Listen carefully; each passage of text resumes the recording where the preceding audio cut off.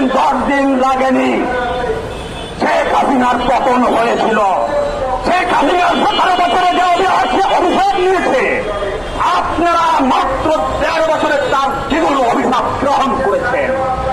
এখানে হিন্দু নির্যাতন, ওখানে হিন্দু নির্যাতন, ওখানে হিন্দু ধর্ষণ, বিএনপি হিন্দুদের কাছে ভোট চাচ্ছেন, কিন্তু হিন্দুদের ভোট আশা করছেন। হিন্দুদের নিরাপত্তার জন্য আপনারা কি করেছেন? আপনারা দেখিয়েছেন আমরা বিভিন্ন জায়গা হিন্দুদেরকে পাহারা দিচ্ছি, তাহলে পাহারা দিলে হিন্দু সম্প্রদায় নির্যাতিত কেন হলো?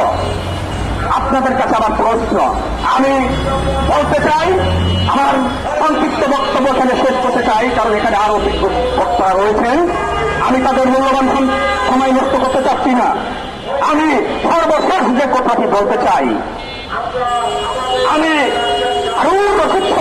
যে মেসেজটি দিতে চাই, আগামীকাল শনিবারের মধ্যে আপনি সনাতনীদের কাছে যদি ক্ষমা না চান, তাহলে আমরা কিন্তু আইনগত ব্যবস্থা নিতে বাধ্য হব। আর একটি কথা বলতে চাই, হুমকি ধমকি দিয়ে কোনো কাজ হবে না। অনেক হুমকি দিয়েছেন, লাভ হয়নি, বরং হিন্দুদের আত্মবিশ্বাস সেও আপনারা কিন্তু সে বিশ্বাস হারিয়েছেন।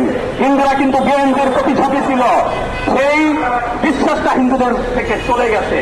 আমি বলতে চাই আবারও সনাতনীদের উদ্দেশ্যে, যে বাংলাদেশ সনাতন পার্টি রয়েছে, আপনারা আর কোন দলের চাটুকরিতা না করে সনাতন পার্টি করেন।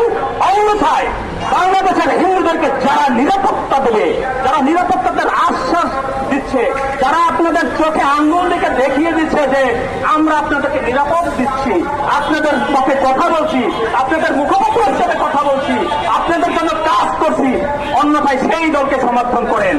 এই বলে আমার সংক্ষিপ্ত বক্তব্য আমি শেষ করলাম। সবাই ভালো থাকবেন। জয় মুক্তিযোদ্ধা।